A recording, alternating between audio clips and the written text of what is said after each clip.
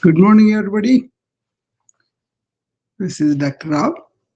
Welcome. Today, we're going to embark on a discussion that's pretty important in my perspective in this age of mental problems, lack of attention, diminishing attention, right? And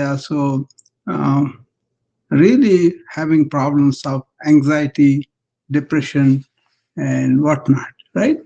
So, from being a physician and seeing these conditions of stress and burnout, and being an informatician, understanding the science of information, how that is not really used for the right information in the right context, in the right lives.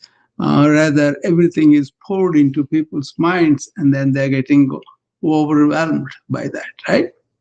So I wanted to bring something that I understood from the ancient wisdom, especially of the Indian.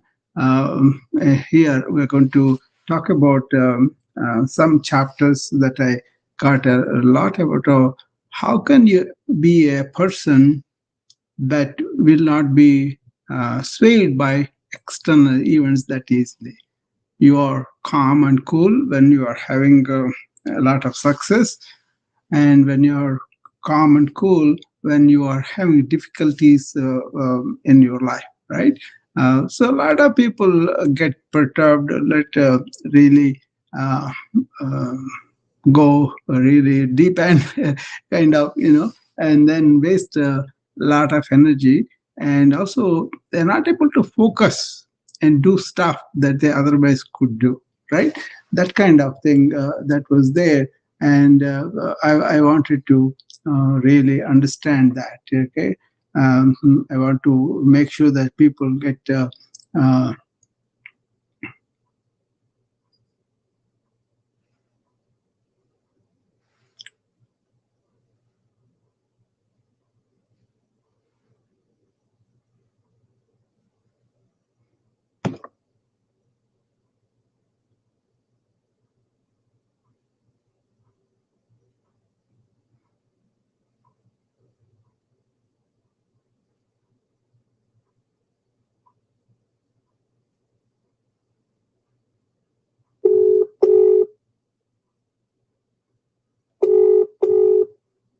okay, I'm bringing in some people that want to come in, okay?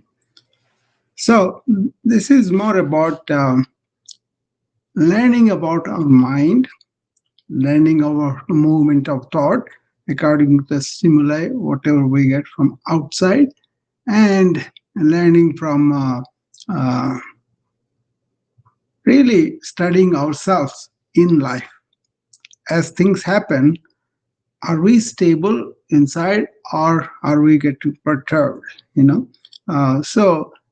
Understanding this, that there is a state of mind where you can be still, and you will be really uh, able to work with a stability inside. That is possible, and I'm experiencing that, understanding how our thought moves and how our thought is stimulated by so many external stimuli, and watching ourselves and reflecting on that, not blaming ourselves, but more like watching ourselves, and then really looking at it and then say, okay, I can be like this and also not waste my energy, but focus my energy on what we are doing, what we are supposed to do. In other words, not to react too much emotionally, but taking consideration of the situation and responding to it with more focus, attention, and energy.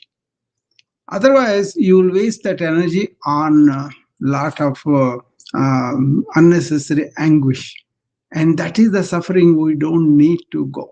Okay, so understanding life, understanding mind, understanding movement of thought, understanding that we could use our faculties in a much better way. That prompted me to do this talk. Okay. Um, this is actually a big deal in India, uh, because the whole culture at one time, not now, they have become as commercialized as we are around the world. It's like that. But I'm talking about ancient time. There was a culture where they had, at least in the old age, they kind of retired from the rat race and kind of practiced staying put and sitting down and meditating and knowing this inner bliss, inner joy, inner fulfillment, right?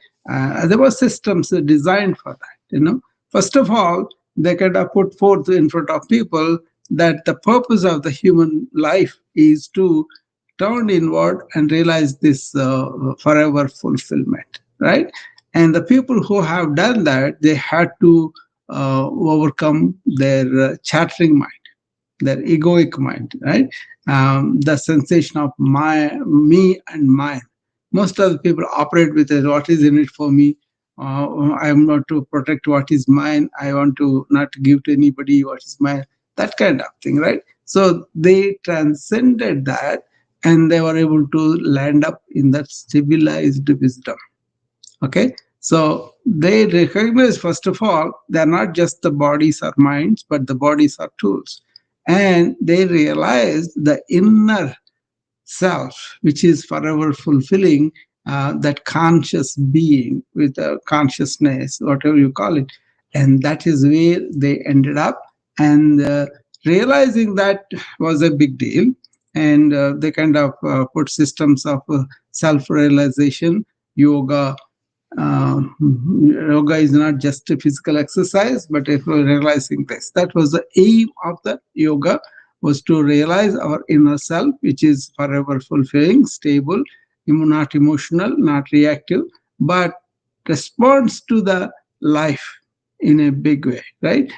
So they were not having any cravings, they were not having any fear, anger, and they were stable in all circumstances of the.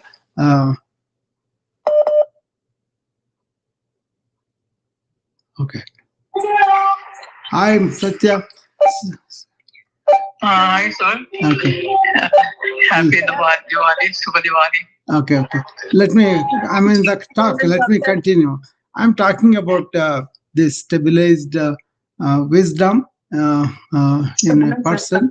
So, this is, I'm explaining to you why I have ended up becoming a modern physician and informatician.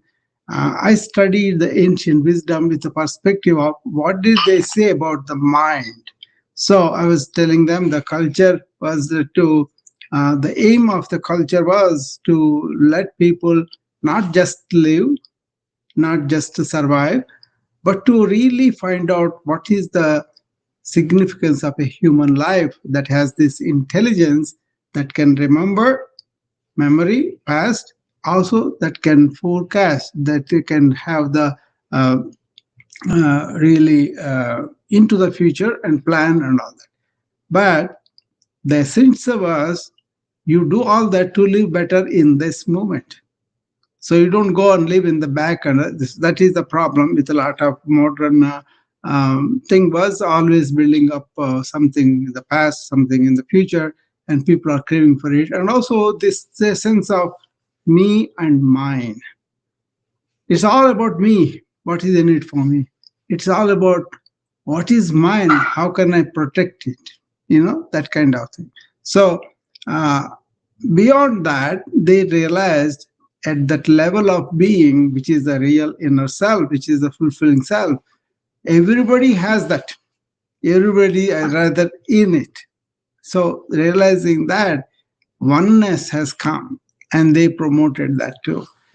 So yoga was about sitting down, calming the mind, and going inward and really intuitively feel who we are. Okay. So, but now Western civilization evolved on the assumption everything is about thought. So they're limiting themselves when you say thought is everything and thought can do everything. It can create, it can do a lot of things, but when it is perpetual, when it is not really understood, and when it is allowed to go back and forth, and people are in this chatter of the mind continuously, which is wearing them out, and they are becoming mechanical. That is very clear. Okay. So the problem that was ancient is also the problem now. But what the difference is, they realized the limitation of thought and went beyond the thought and established themselves in that real essence. Then what happens? The mind is stable. It doesn't react as it used to. So there are very important thing is to consider. First step is, am I really only the body? Am I really only the mind? Or I have body and mind as tools, and I as awareness, as inner self, as inner essence is me. Okay. So it's a question of understanding that. Okay. So let me see what happened. Okay. All right. So it's a question of understanding. Yeah, there is something that I could be where I am watching the brain activity. I am watching the reactions of the mind, and people hardly do that. They start with thoughts in the morning, and they continue them, and allow them to continue even they have done with it. They don't stop. They don't know how to do it, and in the end they end up neurotic, they end up anxious, they end up depressed, especially when the things go bad, right? So this an attempt to bring it to you, that culture, that uh, awareness that there's something beyond body and mind. And I'm going to present from Bhagavad Gita, from verses uh, uh, uh, verses is more like a 55, second chapter, 55 to 72. Those are very important to understand this state of mind. It is not going to be just a reader. Okay. People cannot read that. More like it's more like a long uh, steady inner practice. So people may not have any idea about this in the beginning, because first of all, they don't think that they are not just the body and mind. They think more like I am this body. I want to keep it healthy all the time. I want to keep it very sculpted. I want to be praised by people that I am beautiful or handsome, whatever. And also the mind says, "Oh, I know these things. This is my opinion. This is the culture. This is the culture that's going to tell everybody we are special. We are the exceptional people," and that kind of thing, right? But that's all. Once you really mature enough, you can see that's all not really real. you know, and you will realize that at the end of some kind of struggle, some kind of failure, some kind of unsuccessful problem, right? Or your health may give up, or your mind may not remember everything, and your mind may not be able to imagine anything, that kind of thing, right? So uh, actually, people take several decades to realize who they are, what they are, and they kind of live in the realm of that mithya, we call it. That is like a false belief that my body and my mind is me. So to go from that realize the kind of false belief of body mind identification to really identify who we are at the human being level. They may say, "Oh, I know about it," but then they have to feel it, and they have to feel the oneness with everybody. That is the difficult thing. So it's not something that's not there. You are realizing, but you are realizing something you never visited, right? So that is self realization. So there was a, when people came to New York, one of them was Prabhupada. He was the Krishna consciousness movement and all that. He was with the Beatles and all that, right? And then he was teaching all this physical yoga and breathing and sitting down and calming their mind, all that, but not really teaching them the real meditation where you go and stop the chatter and really intuitively feel who you are. Okay, and then so it was kind of minimalized, trivialized the practice of that. The original practice was about not physical identification, mind identification, but the identification of who you are. Having that intuitive grasp is something that you got to do it yourself by understanding the limitation of this body mind and going beyond that, right? So hardly Krishna tells Arjuna in the Bhagavad Gita, many people may hear about this, but one in a million may grasp that he is not just the body and mind.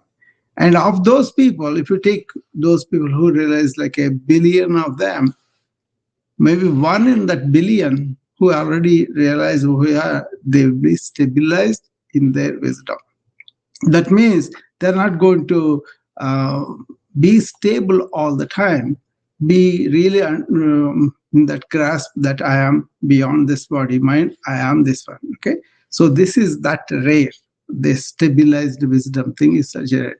But the people who have seen that, nothing really phases them. They're kind of stable in good and bad, raga dvesha, whether you have something attractive comes, something leaves you there, because they have realized the one who is reacting is the mind, and mind is not me. But you can use the same mind to respond to the task.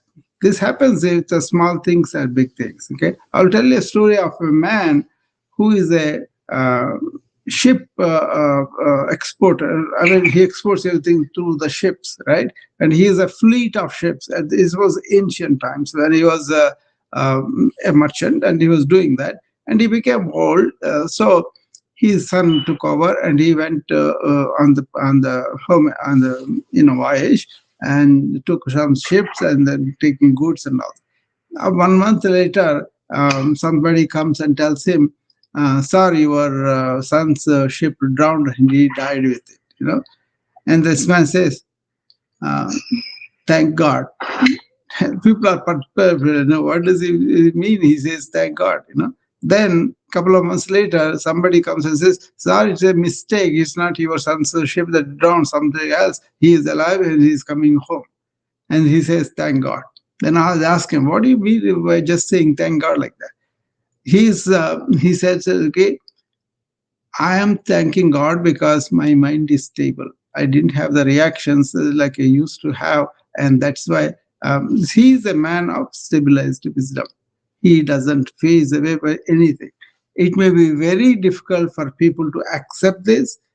That's okay. It may be say this is something very mystical, very mysterious, and we don't understand. No, it has practical benefits in daily life.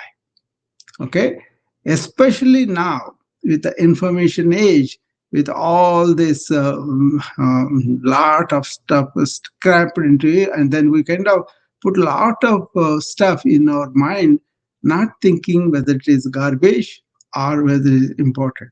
First of all, how many people have a purpose in their life, and how many people have the purpose of inner realization as the purpose? How many people have their minds organized not according to some external benefit like money? uh, for everything you said dollars, right?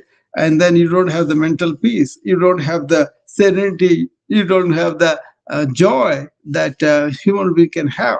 But then everything is money, everything is external thing they are going to solve. Is that right? What does the life experience say? However much money you have, however accomplishments you have, however things that you have, accumulations you have, do they give you that serene peace of mind, happiness that is unalloyed from within, joy from within, bliss from within? Various people, various philosophers, various sages talked about this in so many ways. You take Ruby, Rumi, Rumi says very easily, I went to knock the door to go in, then I realized I'm already in. So you have that inner joy, you have the bliss, you have the, but can you be like that when your property is snatched away, when your accomplishment deemed nothing, when you have a natural event and then you have suffering? So all these things are important for the human being to understand. Not only these kind of sufferings are there, but also there were solutions that people lived for thousands of years. See, modern way is about external thing. Modern way is about mind chatter. Modern way is about all the time talking, talking, talking, never stopping and reflecting inward. I don't think that is needed. Okay, you can enjoy the benefits of science, but you should be free of them. Okay, so then you are really living in a liberation of this chattering mind or the ego or personality and all that. Living in the presence versus the persona is what self-realization does. But being stable like that in all circumstances of the life, that is stitha pragna. Person who is stabilized in wisdom doesn't face. Okay, and then there is a further. If it takes decades to realize who you are, it takes multiple decades to be stable in wisdom. But if you don't pay attention to it, if you think what you know is the only thing, and this is the external senses are the only thing, or the mind is the only thing, you will never get it. Okay, but it is so easy. It is the closest thing for you. And then to be free like that while you are living is called Jivan Mukti. That is another one. Okay, so all this is described in Bhagavad Gita from those 55 to 72 in chapter 2. I would invite you people go and read that. Then you will be able to see what is going on, and what they talked about, why that is so important and all that. I have a talk that I prepared for everybody to understand. That is going to be much, much deeper. It will probably require a series of several hours.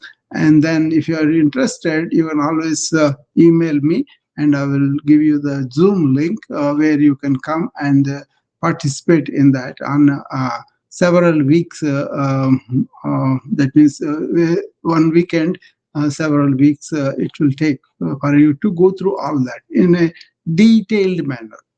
But meanwhile, if you just want to go and read it, is up to you. Chapter 2, verses 55 to 72. Okay, this is a practical portrait of stitha pragna, the one of steady wisdom. See, it is translated into tools for modern wellness and leadership.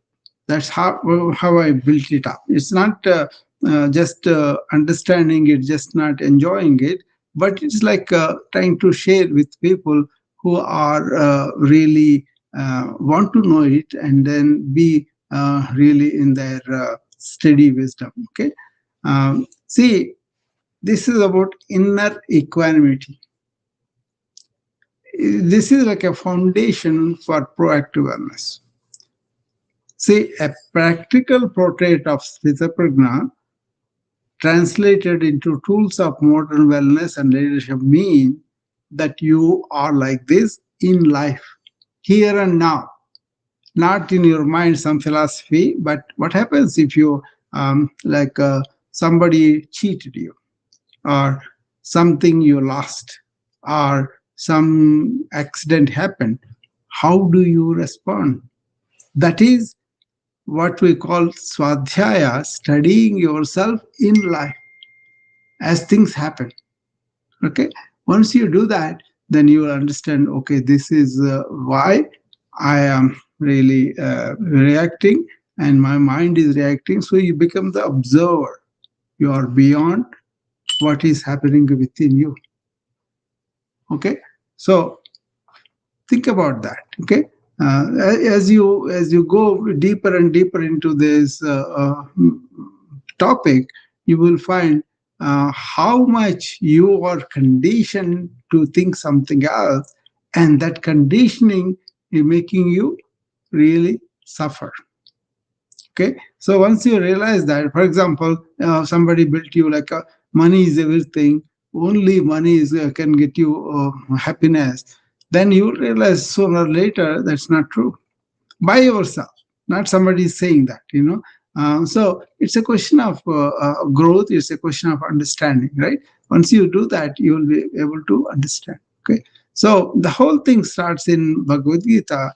For those people who don't know Bhagavad Gita, it's a narration of high wisdom by Krishna to the warrior Arjuna who loses nerve in the on the spot of the war, right? So he tells them why, what he's feeling, and the people who are self-realized, who are like this, pragna, they won't realize, they won't react like this. Then he asks the question: how does a person like that, who has realized this, does behave, talk, sit, walk, something like that? But basically asking, how does he have this?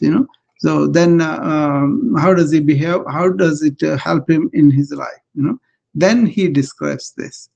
So if you are atmane atmana, that means you are satisfied just by being a human being. That inner being gives you forever fulfillment, and this may be words for you now, unless you realize that. Okay, but invitation is look into that. It's not about conversion to any other religion. I think this is not a religious book. This is a lifestyle book. This is about our human state and how it can transcend that. So anybody reading this book should not read like a for scholarly achievement or for really feeling good about themselves. It's not. It's not a egotistical enhancing book.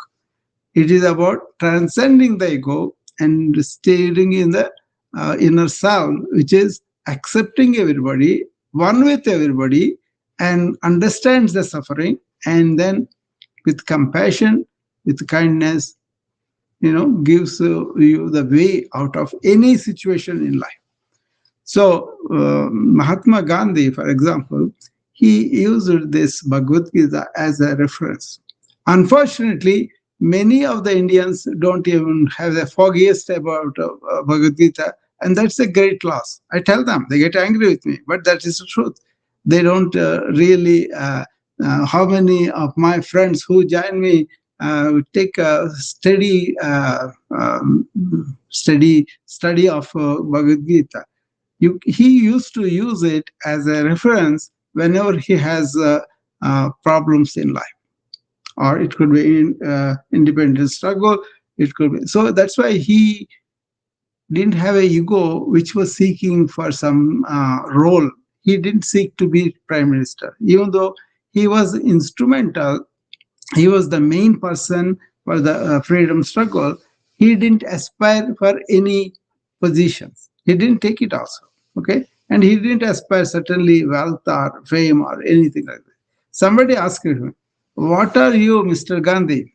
Are you a social worker because you are working on these reforms of the society, or freedom fighter because you are struggling for the freedom?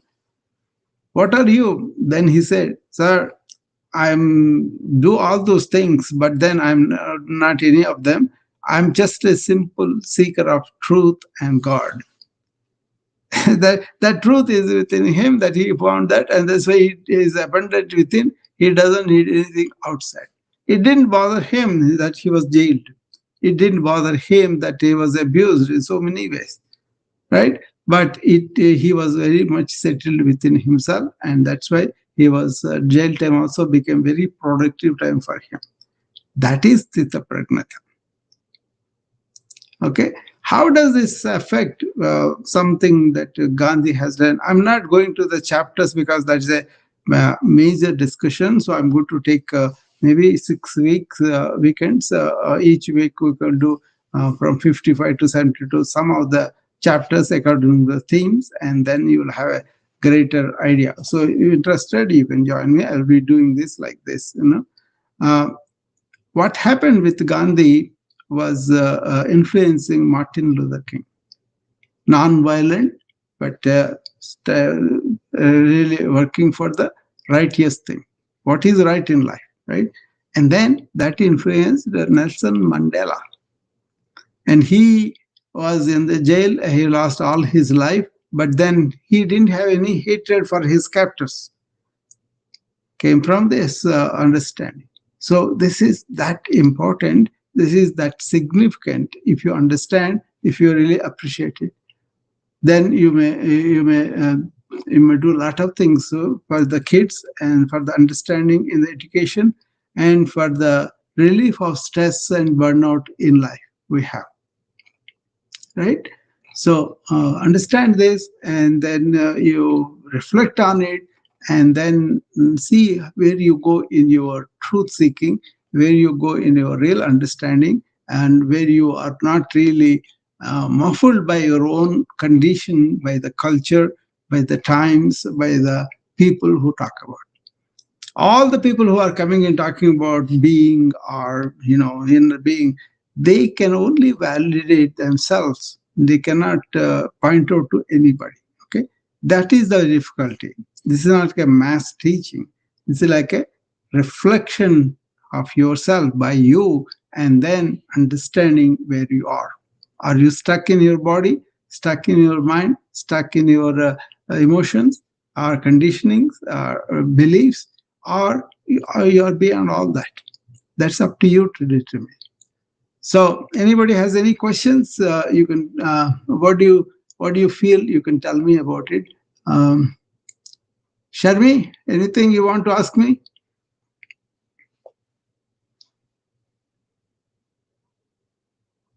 Sharmi, are you there?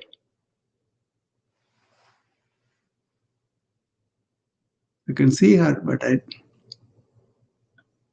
don't know. Anyway,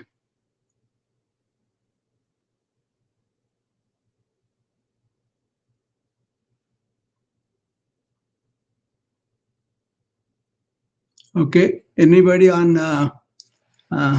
so I'm not going to the details of it. Unless you are interested and you want a question on that, then I'll be able to. But if it all seems very mysterious, mystical for you, then go and ruminate on this, reflect on this.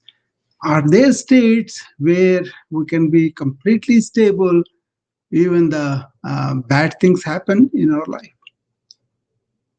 Think about that. Ruminate on that. It is there. I can experience that. But everybody has to not just absorbing the information, but experiencing by themselves, within themselves. Devoid of anything else, influence.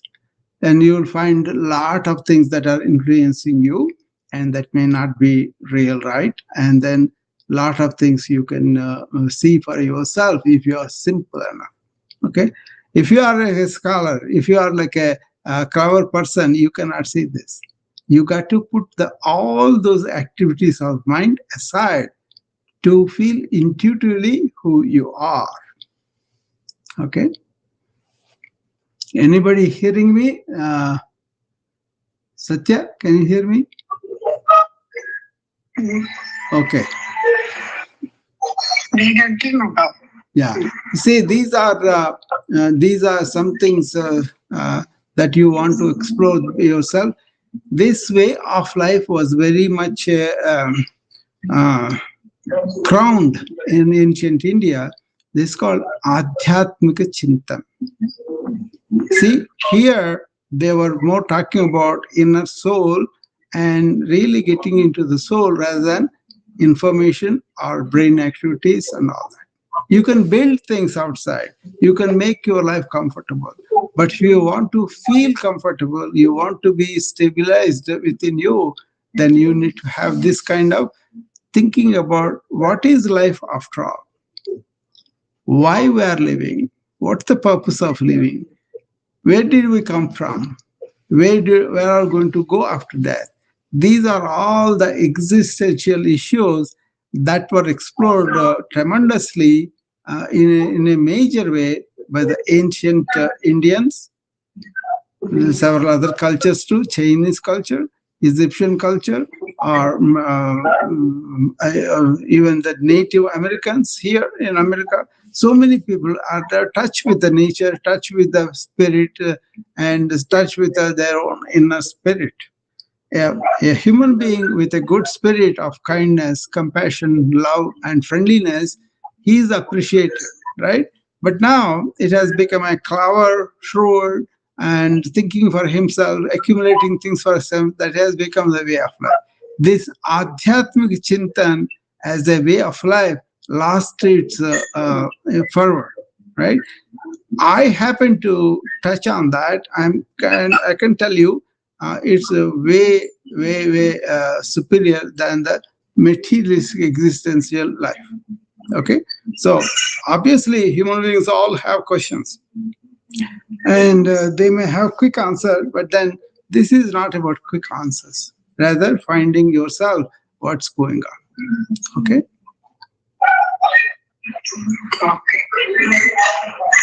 So, what does a stabilized mind look like in daily life? Okay, say like Arjuna was standing on the battlefield, asked Krishna a deeply human question. What the question was: how does the one of steady wisdom speak, sit, and walk? He wants to know what enlightenment looks like in action. Enlightenment, that I am the self, I am the inner being, that is it is not a simple thing. How does it look like in action? Suppose somebody enlightened, how does he act? Not just in theory. So this is like a living blueprint. He answers the qualities and practices that span from that 55 verse to 72 is more like offering a user manual for consciousness. Okay, you are engaged with life, not withdrawn. This is not about retreat from life. Okay, it is about clarity in action. Chinaka, mute your phone, please. So it's about clarity in action without the entanglement of attachment. That's it. Detachment doesn't mean mute your phone, please. Lot of disturbance. Mute your phone. It's a lot of disturbance. So if you want to talk, then you can talk.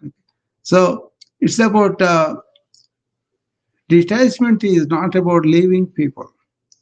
but not expecting anything from them, because you are inner satisfied. That's why you don't need anything from anybody in that sense. You engage, like you're going in a boat on a river and water, but you are piercing through it, but not allowing the water come into your life. Now people are educated, degrees, job, have a lot of thing, but they cannot get along with their spouse and they get divorced. And people are having a lot of things, a lot of fun, but then they have to take something for their peace of mind or even to sleep. That is the state of affairs in modern world. Is people are mentally ill in some way or other. Frank illness is growing so much more, but neurotic at least, not attentive at least, not being happy with their own life, with whatever it is. You have to have something else and then strive for it. That is the modern way of it. They are engaged in life, but they are getting a lot of problems from life, and they don't know how to handle them.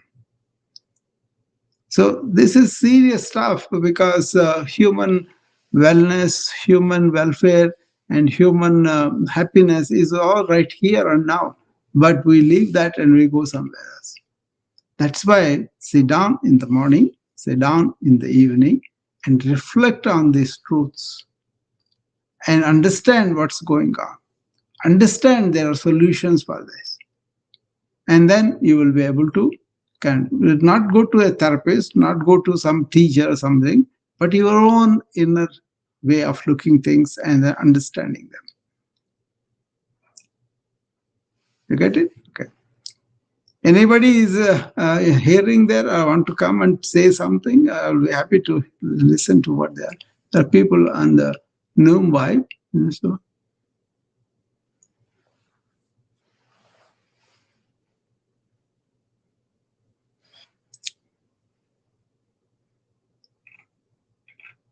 what it is once you understand the significance of the suffering that's going on out there, then you will see what it's not only out there in the world, but within you also. How am I responding to a tough situation? How am I celebrating the good situation? Can I be equally stable in that? Okay.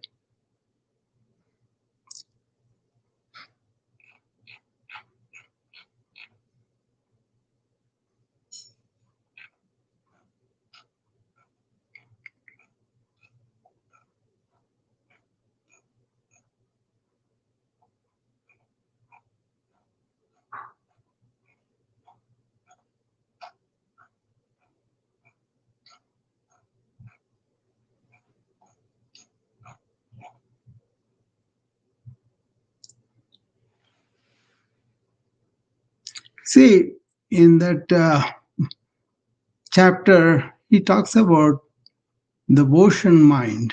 You know, uh, if you are steady in your awareness of all this, okay, you want to restrain your senses and remain steady in your wakeful awareness. Stability is trained through brief, frequent returns to presence. See, there are micro practices. They beat rare marathon sessions. Okay? And what are the values we have? Those values are reversed. What is night to the world's day? What is night to the world is the days to the sage, and vice versa. What does it mean? When you are not awakened and you are in the daydreaming, the sage is in the awareness of what is happening. And when you are really indulged in the worldly affairs, the sage is sleeping to them. So once you understand all the worldly activity, everything can be coming and going, and you are not really involved. That means you are engaged but not really involved. That is like traveling in the river, right? So that's a significant finding. That is chapter 269 verse. Very important. Okay, what is the ocean metaphor is like rivers flowing to the ocean. See, ever full yet unmoved is the ocean. So desires enter the sage without causing any disturbance. Like all the rivers are coming into the ocean, all the activities of the mind and everything coming to it, and he's not disturbed by them. Okay? So you receive experiences without holding them. Observe sensations and thoughts, but don't absorb an identity with them. See, widen your awareness until you become vast. Small waves cannot rock an infinite ocean. See, can you let this moment pass through you like water through water? Rivers, water. Jumping into the rivers, river jumping into the ocean is also water. So it's all water. It's all awareness. That's what they mean. Anyway, these things can be explained much better as I get into more and more of details of this. For those people who are really interested to find this, is there a steady wisdom where I can be stable? Is it something I can do down the line? Okay, look for them, and I will talk to you as these things evolve, and then see the interest in that, and also the depth of understanding that they would like to have. So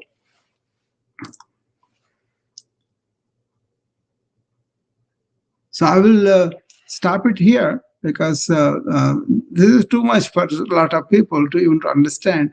But then, if you understand, if you have questions, then you can come up and ask me. Otherwise, I will see you next time. Thank you.